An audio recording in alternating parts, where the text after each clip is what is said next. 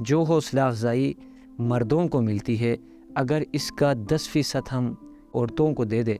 تو میں سمجھتا ہوں کہ کوئی پروین شاکر، نوشی گیلانی اور پتہ نہیں کیا کیا وہاں سے بے انتہا ابھریں گے۔ شاعروں کو دیکھتے تھے اور وہ اپنے دل کی باتیں لوگوں کے سامنے آ کے شاید وہ ان کو کسی ایسے الفاظ میں بیان نہ کر پاتے جو ان کو شاعری میں بیان کرتے تھے نا، تو ہمیں وہ چیزیں فیل ہوتی تھی کہ یار کتنی خوبصورتی سے اس بندے نے بات کی۔ تانتن سوروم نم لکھی اوالا پھنک راک شیر گولاری پھارنے کو بیش بلہ نواز سریر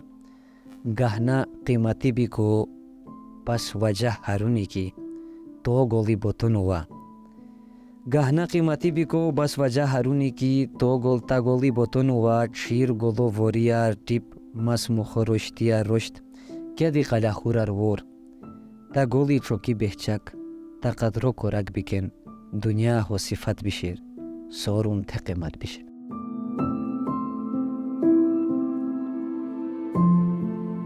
خوش قسمتی سے میں ایسے گھر میں پیدا ہوا جو ہمارا غریب خانہ تھا، وہ ادبی اس طرح کے پروگرامات رکھنے کے لیے شروع سے میرے ابو،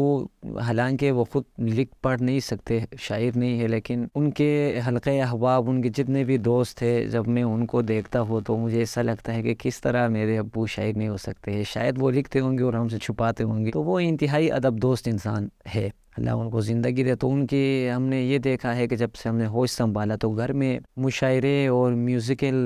پروگرامات بہانا چاہیے ہوتا تھا ابو کو، اور پھر وہ اپنے دوستوں کو بلاتے تھے اور وہ آ کے وہاں پہ میوزک کا اور شاعری کا ایک سلسلہ گھر میں ہمیں ملا تھا شروع سے ہی۔ جب وہاں پہ آ کے شاعروں کو دیکھتے تھے اور وہ اپنے دل کی باتیں لوگوں کے سامنے آ کے شاید وہ ان کو کسی ایسے الفاظ میں بیان نہ کر پاتے جو ان کو شاعری میں بیان کرتے تھے نا، تو ہمیں وہ چیزیں فیل ہوتی تھی کہ یار کتنی خوبصورتی سے اس بندے نے بات کی اور ہمیں اس کو سننے کا مزہ آتا تھا۔ تو ایک چیز سمجھ آ گئی تھی کہ بات کرنے میں شاعری جو ہے وہ انسان کو اور بھی زیادہ آپ کو سننے پہ مجبور کر سکتی ہے، تو یہ ایک چیز تھی کہ اپنی جو بات تھی وہ لوگوں تک پہنچانا تھا، اور اس کے لیے جو سب سے ایک اچھا اور با اثر اور ایک چیز تھی وہ شاعری تھی۔ اوپر سے جو بڑے بھائی تھے میرے گھر میں، سعید ولی اسرا بھائی جو ہیں میرے، وہ بھی کھوار زبان کے بہت اچھے بڑے شاعر ہیں، تو وہ میرے لیے ایک بچپن میں ایک آئیڈیل تھے، ایک انسپریشن تھے۔ میں ان کو دیکھ کے مطلب بال کٹنگ میں اپنے ہیئر اسٹائل بھائی کو دیکھ کے بنانا تھا، یا وہ کس طرح دھاگا ہاتھ میں باندھتے تو میں بھی ہاتھ میں ایک کالا دھاگا، وہ انگوٹھی لگائے تو میرا بھی ارمان ہو کہ یار انگوٹھی بھائی کی طرح کا میں بھی لگاؤ۔ تو ان کے اندر شاعری تھی تو شاید وہ میرے اندر میں نے اس کو اڈاپٹ کیا ہے، تو یہ میں کافی زیادہ متاثر تھا بھائی سے بھی۔ تو یہ گھر کا جو ماحول تھا اور بھائی کی جو انسپریشن تھی، یہ دو جو چیزیں تھی یہ مجھے شاعری کی طرف لے کے گئی، اور یہ دونوں ہی نہیں ہو سکتی وجہ، اور تیسری جو سب سے مضبوط وجہ یہ بھی ہو سکتی ہے کہ ایک انسان جو سوسائٹی میں رہ رہا ہے وہ فطری طور پہ میں سمجھتا ہوں کہ وہ ایک حساس، ایک انسان جو ہے وہ حساس ہوتا ہے، اس کے سراؤنڈنگ میں اس کے آس پاس جو چیزیں ہوتی ہے وہ اس کو دکھائی دیتی ہے، مطلب کوئی سورج کا ابھرنا، بادلوں کا گرجنا یا بارش کا برسنا، یہ ساری چیزیں جو ہے وہ اگر کسی آنکھ کو متاثر نہ کرے تو یا تو اس آنکھ کے دیکھنے میں مسئلہ ہے یا وہ انتہائی کوئی اس طرح، تو یہ چیزیں ہمیں بھی اٹریکٹ کرتی تھی۔ اور پھر قدرت کے نظاروں کو چھوڑ کے جب ہم انسانوں پہ بات کریں تو پھر اس پہ محبت تک آ جائے تو پھر یہ ساری چیزیں، پھر اس محبت کے بیان کے لیے بھی آپ کو کوئی ایک پلیٹ فارم چاہیے تھا جہاں پہ آ کے آپ اس کا ذکر کر سکے اور اس انداز سے کر سکے کہ اس کے ذات کو بھی کوئی تکلیف نہ ہو اس سے، وہ سوسائٹی میں کوئی اس طرح کوئی یہ نہ بتا سکے کہ اس نے تو اس کے لیے یہ لکھا ہے یہ وہ۔ تو یہ چیزیں، یہ باریکیاں شاعری سے ہی آ سکتی تھی، اپنے دل کی بھڑاس بھی نکالتے تھے بات کر کے، اور وہ کوئی اس میں کسی کی عزت شکنی بھی نہیں ہوتی۔ تو میں اسکول کے زمانے میں جب پہلی دفعہ میں نے کوئی کلام بھی اس کو بولوں گا تو بہت توہین ہوگی، تو یہ ہے کہ میں نے کچھ مشغولگی کہیں گے اپنی زبان میں نے ایسی ہردی پھتی کہیں گے جو دل کی ایک باتیں تھی جو کسی کو، میں نے کاغذ میں ان کو درج کیا، اور ایک اسکول سے آ رہا تھا، میں کوئی 8ویں کلاس میں ہوں گا، تو اسکول سے جب گھر آ رہا تھا وہاں پہ ہمارے ایک مظہر الدین مظہر لال ہیں، مظہر تخلص رکھتے ہیں، شاعری کرتے ہیں، بہت اچھے شاعر ہیں، تو ان کے دکان کے پاس سے گزر رہا تھا، میں دکان کے اندر گیا، میں نے کہا کہ مظہر لال کام ہے آپ سے، تو کسٹمر تھے وہ، جب گئے میں نے کہا کہ کام تھا، انہوں نے کہا جی حکم، تو میں نے کہا کہ بھائی میں نے یہ لکھا ہے. تو انہوں نے دیکھا تو اس میں نہ کوئی قافیہ تھا، نہ ردیف تھی، نہ اس میں وزن باہر کی کوئی بندشیں تھی. تو انہوں نے مجھے پہلی دفعہ بتایا کہ بھائی غزل کے لیے چند چیزوں کا ہونا بہت زیادہ ضروری ہوتا ہے. سب سے پہلے آپ کے قافیہ کہتے ہیں ایک طرح کے آواز نکالنے والے الفاظ کو، اس طرح کر کے مجھے سمجھایا. اور پھر بولا کہ ردیف ہوتی ہے، ردیف قافیے کے بعد جو چیز متواتر چلتی آئے گی اور وہ چینج نہیں ہوگی آخر تک، تو اس کو ردیف کہتے ہیں. تو وہاں پہ نہ ردیف تھا نہ قافیہ تھا. تو اس وقت مجھے تھوڑی سی شرم بھی آئی اور میں کوئی وہ بھی ہو، لیکن انہوں نے کوئی میری حوصلہ شکنی نہیں کہ انہوں نے مجھے حوصلہ دیا کہ آپ کے پاس ہے، آپ کر سکتے ہو، آپ کے اندر ہے، لیکن تھوڑا سا ان چیزوں کے آپ خیال ہو. خیر وہاں سے میں گیا، میں مختلف شہروں میں تعلیم کے لیے جب گئے تو شروعات میں نے اسکول کے زمانے سے کی تھی، اور اس زمانے میں اتنی پختگی شاعری کے اندر نہیں تھی جو کالج کے زمانے میں تھوڑی بہت امپروو ہوئی. پھر یونیورسٹی میں آ کے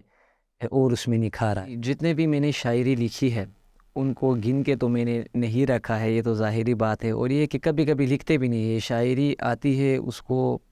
لکھتے بھی ہے تو کسی پاکٹ میں کاغذ، کبھی پین ڈلتی ہے تو اس کے اندر وہ بھی حقیقی تک پہنچ جاتی ہے.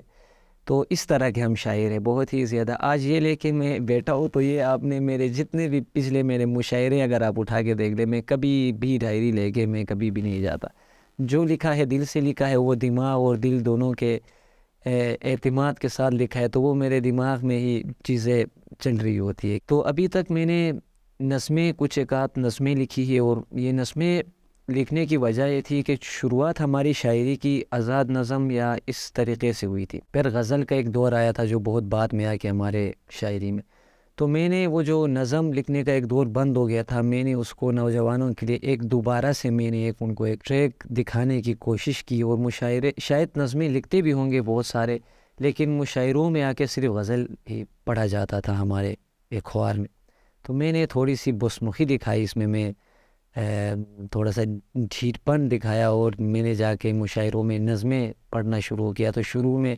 بالکل مجھے کوئی وہاں سے کوئی رسپانس ہی نہیں آتا تھا کہ یار پتہ نہیں کیا پڑھ رہا ہے کیا نہیں.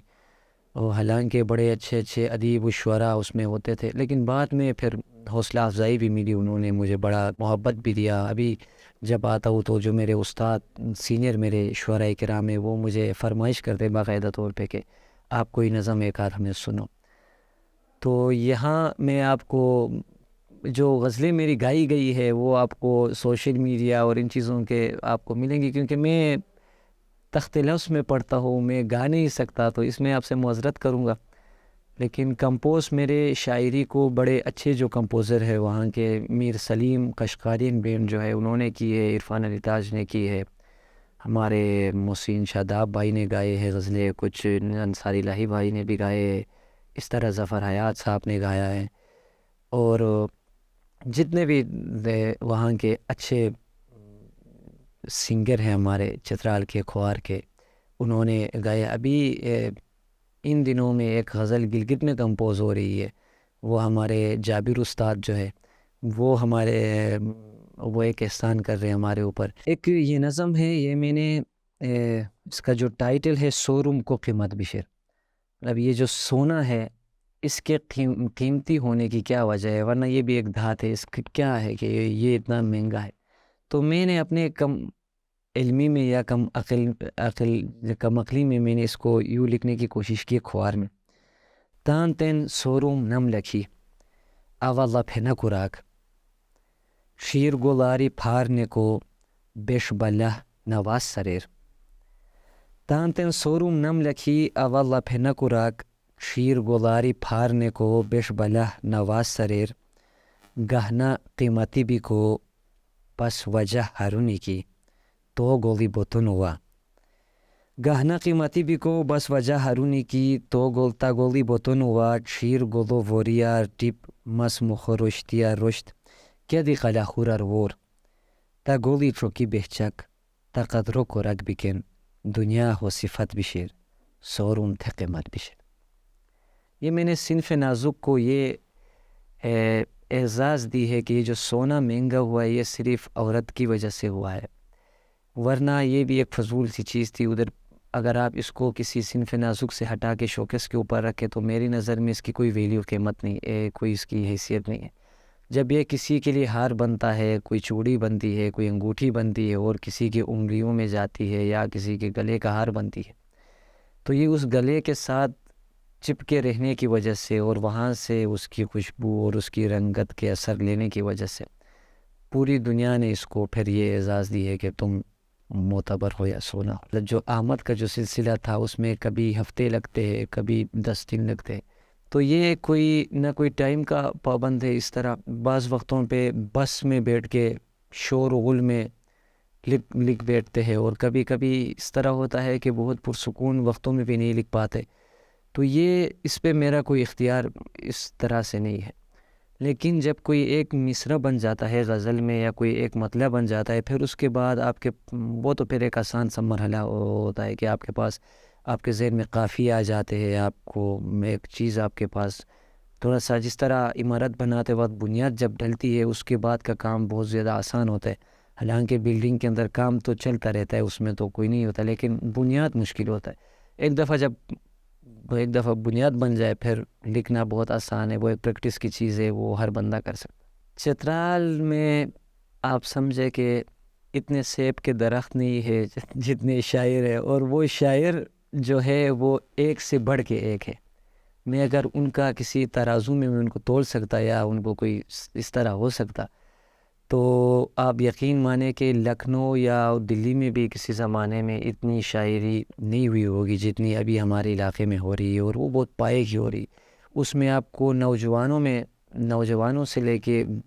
جو ہمارے استاد شعراء کرام ہیں ان تک پہنچنے میں یہ بہت ہی بڑا طویل قافلہ ہے۔ تو نوجوانوں سے میں شروع کر کے آپ کو چند نام جو مجھے پسند ہے نوجوان شعراء کرام میں، فیضان بہت مجھے پسند ہے، میں ان کی شاعری بہت زیادہ سنتا ہوں۔ فیضان کے بعد سراج ساحل ایک ہمارے وہاں کے نوجوان شاعر ہے، بہت اچھا وہ لکھتا ہے۔ اور سینئر شعراء کرام میں اگر بات کروں، ذاکر محمد زخمی صاحب ہے جو کہ عشق مجنون، خطر شان عشقی ان کی کتابوں کے نام ہیں، صاحب دیوان شاعر ہے۔ اس کے علاوہ سینئر شعراء کرام میں حافظ الامین صاحب ہے، بہت اچھا لکھتے ہیں، ہم ان کو بڑا پسند کرتے ہیں۔ معیز الدین بہرام صاحب ہے، جدید کھوار شاعری اگر کسی نے پڑھنا ہو، کسی نے لطف اٹھانا ہو شاعری کا، تو وہ معیز الدین بہرام کو سنے، ان کو پڑھے، انتہا کر دیتے ہیں۔ تو صاحب ولی اسرا صاحب ہے، ان صاحب کا میں خصوصی ذکر اس لیے کروں گا، یہ میرے بھائی ہے، ہم ایک گھر میں رہتے ہیں، ایک پلیٹ میں کھاتے ہیں، ایک ہی نلکے کا پانی پیتے ہیں، لیکن میں حیران ہو جاتا ہوں جب وہ پڑھتے ہیں، پت چھپا کے رکھتے ہیں اور مشاعرے میں لا کے پڑھتے ہیں، اور مجھے لگتا ہے کہ یار یہ ردیف کہاں سے لاتے ہیں بھائی۔ تو بہت جلتا بھی ہوں کبھی کبھی ان سے۔ اور مجھے سب سے میری شاعری کو متاثر بھی بھائی نے میں کہوں گا کہ کیا ہے۔ مجھے یہ ڈر ہوتا تھا کہ شروع میں 1-2 لکھ کے، پھر جب چھوٹے تھے تو جب یہ شاعری نہیں آتی تھی اور لکھ نہیں پاتے تھے تو پھر بہت زیادہ پریشر ہوتا تھا کہ ابھی لوگ سوچیں گے کہ اچھا اس کو تو بھائی لکھ کے دیتا تھا، ابھی یہ لکھ کے دے کس طرح۔ تو یہ بھائی کا میرے اوپر بڑا پریشر تھا، اور میں ان کے ساتھ کمپٹیشن میں بھی تھا، جس طرح میں نے شروع میں بات کی تھی کہ وہ میرے آئیڈیل تھے، اور میں ان کی طرح بننا چاہتا تھا شروع سے۔ باقی اگر اس سے بھی پیچھے میں جا کے بہت ہی پیچھے جاؤں گا تو اس میں پھر میں گل اعظم خان گل کا خصوصی ذکر کروں گا، جو کہ وقی اسپیکنگ بندہ تھا، ہمارے زبان کا بھی وہ کوئی نہیں تھا، لیکن انہوں نے کھوار زبان کی شاعری کو جس لیول پہ پہنچایا ہے اس کی کوئی مثال ہمیں تاریخ میں بہت کم ملے گی۔ گل اعظم خان گل ہو گیا، شیر ملک ہو گیا، زیارت خان زیرک ہو گیا، میں نے افضل استاذ کا میں نے ذکر نہیں کیا، وہ کافی اچھے شاعر ہیں، بہت اچھا لکھتے ہیں۔ اس طرح فیض الرحمن شاہد صاحب ہے، اور بے انتہا ہے۔ اس طرح میں نے بات کی کہ بہت سارے میں نام لوں گا تو وہ بہت ایک طویل لسٹ بن جائے۔ ای شاعر دنیا سری ہر لچین ہروش برائی، غزل نے وشک برائی اف پہ سگ برائی، نزوکی ہرونی کی ملکھونو چھینی کو سوم ناس کو ریشم کھگ برائی اف پہ سگ برائی۔ ایک جگہ پہ وہ کہتے کہ تو تان چھگوش تو سفار کو روسن کورا تارور تھا جستجو مثلاً انہوں نے ردیف لیا ہے، اور انہوں نے جو شاعری اس میں کی ہے میں کہتا ہوں کہ بہت ہی انتہائی کمال کی شاعری ہے، بہت زیادہ درد ہے بائی کی شاعری کے اندر، اور وہ ان کے زندگی میں بھی ہے۔ اور میں سمجھتا ہوں کہ جو زندگی میں انہوں نے درد دیکھا ہے، اس کا 5% بھی انہوں نے اپنی شاعری میں ظاہر نہیں کیا۔ وہ بولتے بھی ہے جب ہم بیٹھتے ہیں، اکثر وہ شاعری کو ہم جب دو ہو تو کبھی بھی ڈسکس نہیں کرتے، جب کوئی تیسرا یا چوتھا بندہ ساتھ بیٹھا ہو پھر یہ باتیں جب چھڑتی ہے تو وہ بتاتے ہیں کہ یار میں یہ نہیں لکھ رہا ہوں، اس طرح جو درد انہوں نے دیکھا ہے تو وہ اگر بیان کریں گے تو صاحب ولی اسرار صاحب جو ہے وہ بہت ہی عظیم شاعر ہے۔ یہ ہمارے علاقے میں تعلیم کا ریشو بھی بہت زیادہ بہترین ہے، پڑھے لکھے لوگ ہیں، اور ماضی میں جب پڑھائی ایجوکیشن جس کو اسکول میں جا کے پڑھنے کوئی علم اگر ہم تصور کریں تو اس اعتبار سے قدیم زمانے میں وہاں پہ ایجوکیشن اتنا نہیں تھا، لیکن ہماری شاعری میں اس زمانے میں بھی عورتوں کا کنٹریبیوشن رہا ہے، ان کے جو کلام ہے وہ ابھی بھی ہمارے مجلسوں میں جب کوئی کھوار کا محفل ہوتا ہے، اور میں یہ بات اونیر بتا رہا ہوں کہ بدقسمتی سے بدبختی سے وہاں پہ کوئی بھی فیمیل نہیں ہوتی، فیمیل پارٹیسپیشن نہیں ہوتی، لیکن جو غزل ہوتی ہے وہ کسی شاعرہ کا مطلب لوک گیت جو ہے ہمارے اس میں عورتوں کی نمائندگی تھی۔ لیکن ابھی جب ہم مشاعروں میں جاتے ہیں، جو اس مشاعروں میں یہ ہوتا ہے کہ شاعر کو ایک لیٹر جاتا ہے کہ فلان دن فلان جگہ آپ آئے اپنا کلام پیش کریں، تو کبھی بھی میں سمجھتا ہوں کہ میں ابھی انجمن ترقی کھوار بنی کا صدر ہوں، میں ابھی سوچ رہا ہوں کہ مشاعروں میں جو عورتیں لکھتی ہے، جو ہمارے خواتین شاعری کرتی ہے، ہم ان کو میں کم از کم اپنے کسی بھی مشاعرے کا جو میرا ہوگا میں اس میں ان کے لیے لیٹر لکھوں گا، ان کو بلاؤں گا، ان کے لیے نشستیں ہوں گی۔ تو فی الحال وہاں پہ فاریہ سلطانہ ایک ہماری شاعرہ ہے جن کی دیوان آ گئی تھی، اور اس دیوان کو ہمارے انجمن ترقی کھوار نے اس کی رونمائی کی تھی۔ یہ بھی نہیں ہے کہ بالکل ان کو اگنور کیا جاتا ہے، لیکن بہت کم لیول پہ ان کو سپورٹ ملتا ہے، ان کو مطلب جب وہ کوئی سوشل میڈیا پہ آ کے کوئی گانا گائے یا کوئی اپنا کلام پیش کرے، پھر اس کو سوشل میڈیا کے اندر جو لوگ ہیں وہ ان کو کافی ان کے ذات پہ جا کے، ان کے کردار پہ جا کے ان کو اٹیک کرتے، گندی باتیں بولتے ہیں، پھر اس میں ڈسکریجمنٹ ہوتی ہے، انکریجمنٹ نہیں ہوتی۔ جو حوصلہ افزائی مردوں کو ملتی ہے، اگر اس کا 10% ہم عورتوں کو دے دے تو میں سمجھتا ہوں کہ کوئی پروین شاکر، نوشی گیلانی اور پتہ نہیں کیا کیا وہاں سے بے انتہا ابھریں گے۔ میں نے وہاں پہ یہ دیکھا ہے کہ لوگ تو ہم بہت پرامن ہیں، پیار والے لوگ ہیں، لیکن یہ ہماری جو محبت ہے، یہ جو ہمارا پیار ہے، یہ صرف انسانوں کے حد تک محدود ہے۔ ہم مرغابیوں کے شکار یا آئی بیکس کو مارنے کے معاملے میں یا اپنے نیچر کو ڈسٹرب کرنے میں کبھی بھی ہم پیچھے نہیں ہٹتے۔ ہم بھی جو دوسرے لوگ باہر سے آتے ہیں ہم ان کے ساتھ بالکل شانہ بشانہ کھڑے تباہ کرنے میں۔ ہم جب یہ مائگریٹڈ برڈس جو آتے ہیں ہمارے طرف، یہ جو مرغابیاں آتے ہیں، ہم ان کے لیے بڑے بڑے تالابیں بناتے ہیں۔ تالابیں بنانے کے بعد ہم ان کو کوئی اسٹے کی جگہ نہیں دے رہے، ہم ان میں نقلی مرغابیاں چھوڑ دیتے، اور وہ ان کو چھوڑنے کے بعد بھی ہم کو ایک چھوٹا سا کمرہ بنا کے اس میں چھپ کے بیٹھ کے آوازیں نکال کے ان کو دھوکہ دے کے لا کے بٹھا کے ادھر پھر ان پہ فائر مارتے، اور صبح اذان سے پہلے فائر ہوتی ہے، وہ سو رہے ہوتے ہیں۔ یہ ظلم ہے۔ تو میں نے ایک جگہ میں اس کو ایک نظم کے اس میں پیرونے کی کوشش کی تھی، اس کو نظم بنانے کی کوشش کی کہ یہ ہم غلط کر رہے ہیں، اور اس طرح ہمارے گلیشیئرز پگھل رہے ہیں۔ میں نے ان کا تھوڑا سا ذکر کیا تھا، کسی ایک طویل نظم تھی اس کے اندر کہ ہم اس کو نیچر کو خراب کر رہے ہیں یا اس طرح کر رہے ہیں۔